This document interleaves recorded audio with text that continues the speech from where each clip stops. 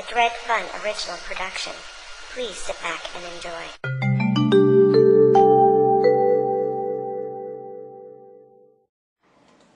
Frag you fetal giz-sucking bastard! It's time for Lobo. Hey guys, Dredfunn here. That's right, number 7 in Dredfunn's top 10 superheroes. That's right, number 7 is Lobo.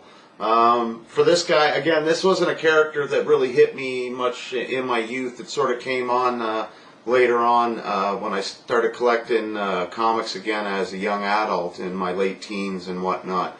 For those of you that don't know, Lobo, who was created by Roger Silver and Keith Giffen, was originally, he appeared in Omega Man number 3, June 1983.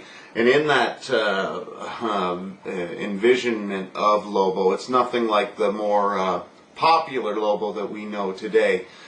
He's based on, he was basically a Velorpian, well, that was his race, and basically they were killed by another race called the Scions.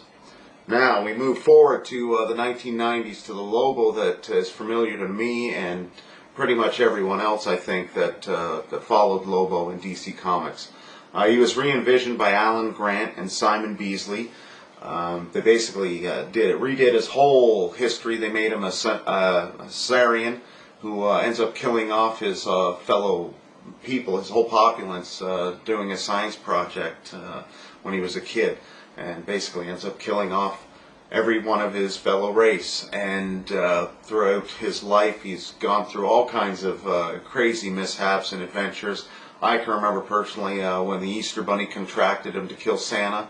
I mean, there was the time that he ended up dying and going to hell and heaven, and in short, basically, they both kicked him out, and in fact, that makes him immortal because neither side wants him when he dies.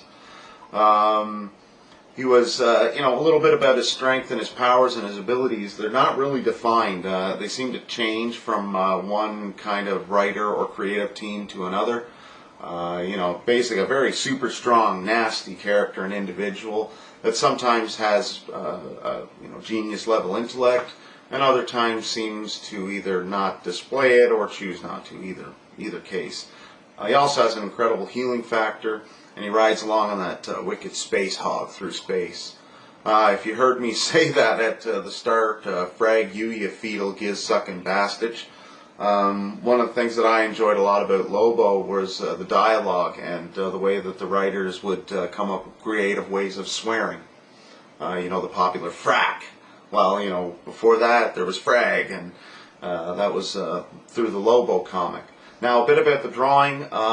With this one, I decided to show a young lady in the foreground with Lobo, because in some of the comics I always liked that image of him being that nasty, dirty, filthy biker-type space biker, and always has a pretty lady nearby that he's trying to win over with his masculine charm.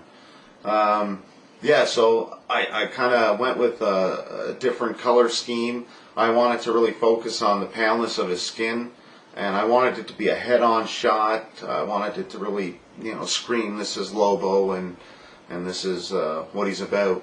I did it in my comic book style, so I pencil it all out first, and then go ahead and ink the drawing, then add my watercolor paint, and then go ahead and add an additional ink anywhere that I need to highlight.